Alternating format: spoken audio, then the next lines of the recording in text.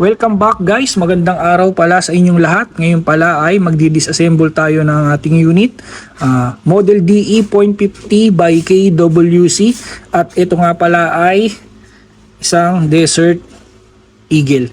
So ayan, mamaya ay tetest din natin yung power nito. So power test at accuracy test. So may hinanda rin tayong 0.25 grams BB. So BB loader, gagamitin natin to, at screw para ma-disassemble itong ating unit. So ayun nga guys, nung nakaraan nagawa ko na pala to ng video. So check nyo na lang sa YouTube, review unboxing KWC Desert Eagle. So ngayon, papakita ko sa inyo kung paano i-disassemble to. So ayan, talagang napaka-solid nito. At isa to sa pinaka-realistic sa aking mga collection. So ayan guys, bago pa tumagal ang lahat, umpisahan na natin. So ayan, meron tong push button. So ayan yung kanyang barrel catch. At ito rin yung kaduktong. So ayan, ang gagawin ay pupush lang to. So ayan, tulak.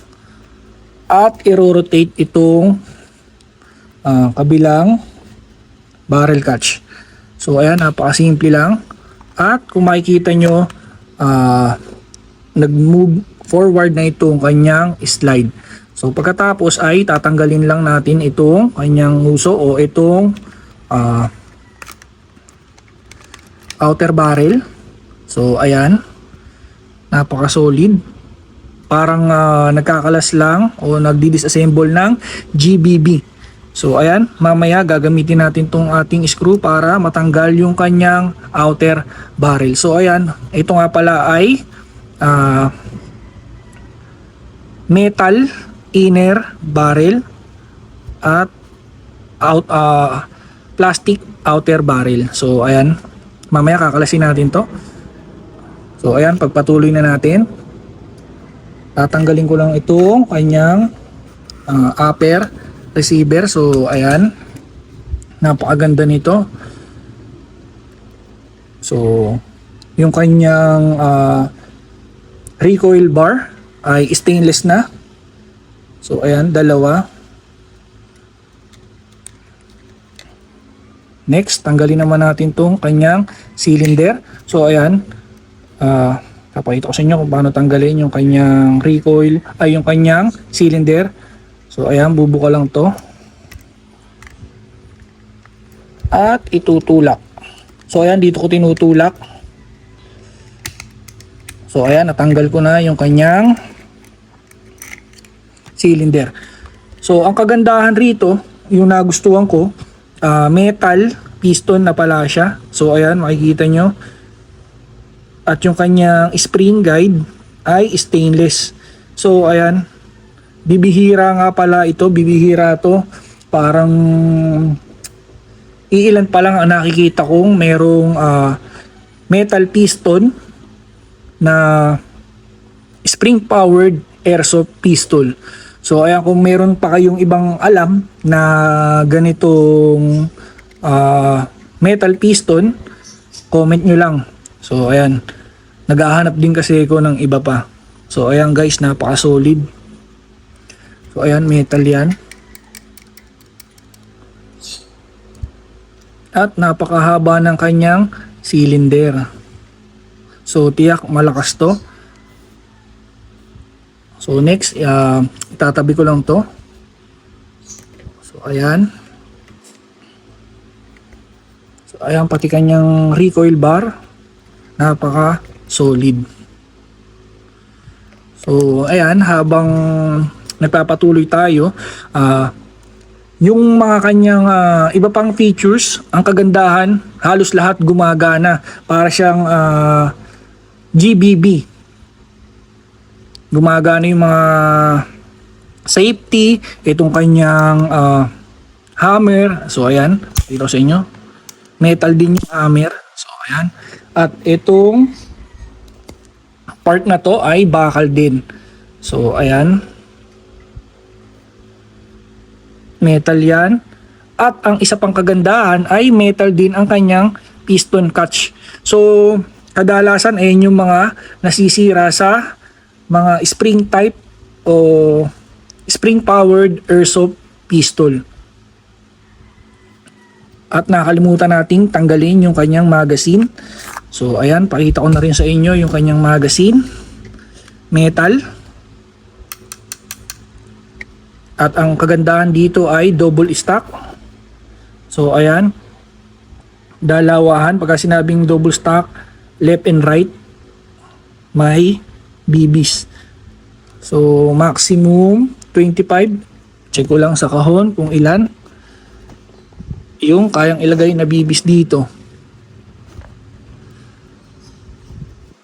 26. Ayan, 26. Mag-capacity 26 rounds. So ayan yung kagandahan sa mga unit ng KWC.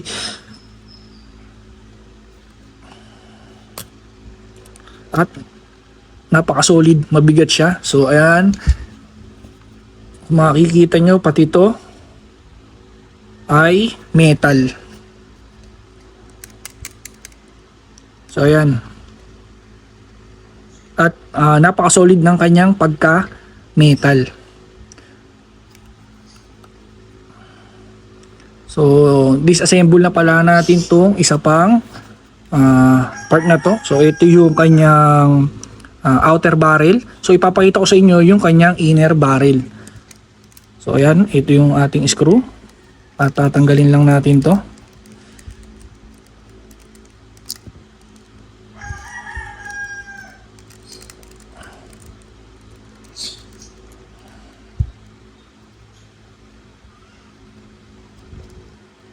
At ayan, tatanggalin natin yung kanyang outer barrel. So ayan, ito yung kanyang outer barrel. Ito nga pala ay plastic pero napaka-solid. Maganda yung kanyang material. So ito yung kanyang isa pang outer barrel. So ayan, ito yung kanyang isa pang outer barrel. At ayan yung kanyang inner barrel. So ayan, napaka-solid.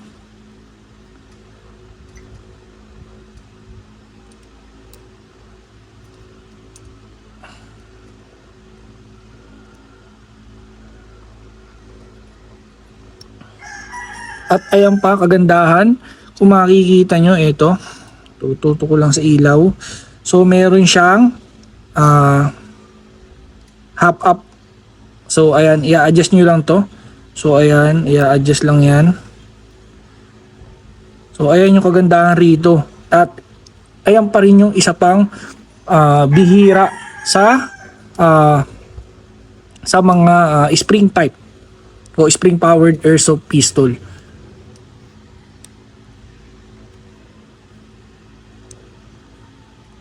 So ayan guys, nakalimutan ko kung paano tanggalin to. Meron siyang C-clip. So ayan, hindi ko na pala tatanggalin.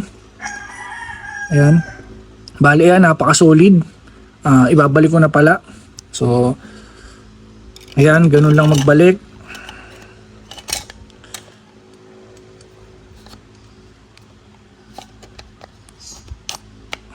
Then babalik lang natin tong cover.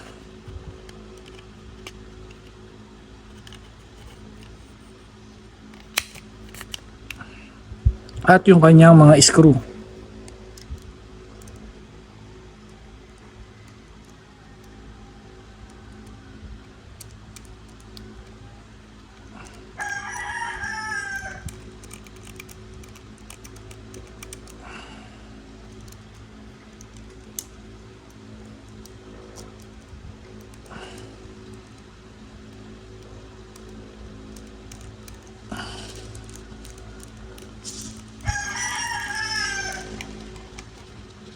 Ayan. At ibabalik ko na pala itong kanyang cylinder. So ito yung napaka-solid dito, yung kanyang metal piston.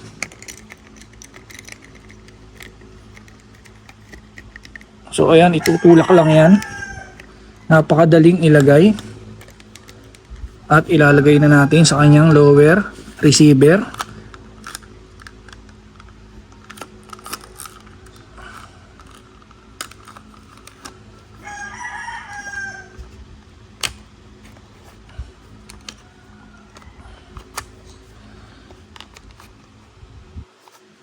At ibabalik lang itong kanyang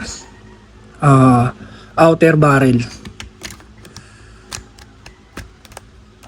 At i-rotate lang itong barrel catch. So ayan guys, ganun lang kasimple.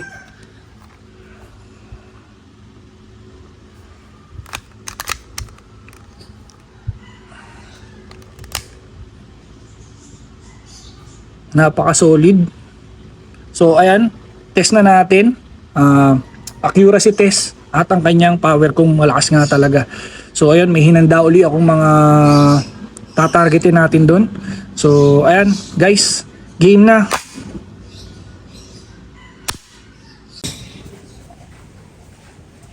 At ayan nga guys, itetest na natin tong ating KWC Desert Eagle.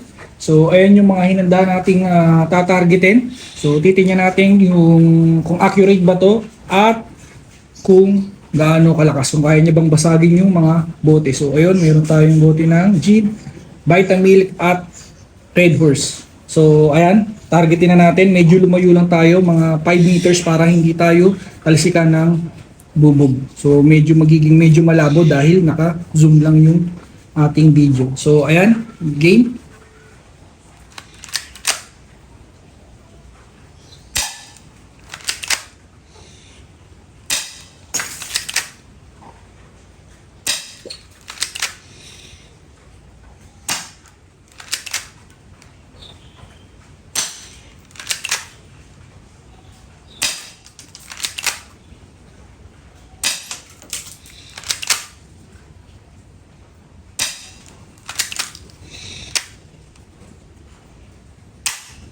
So ayan guys, ayun yung mga naging damage.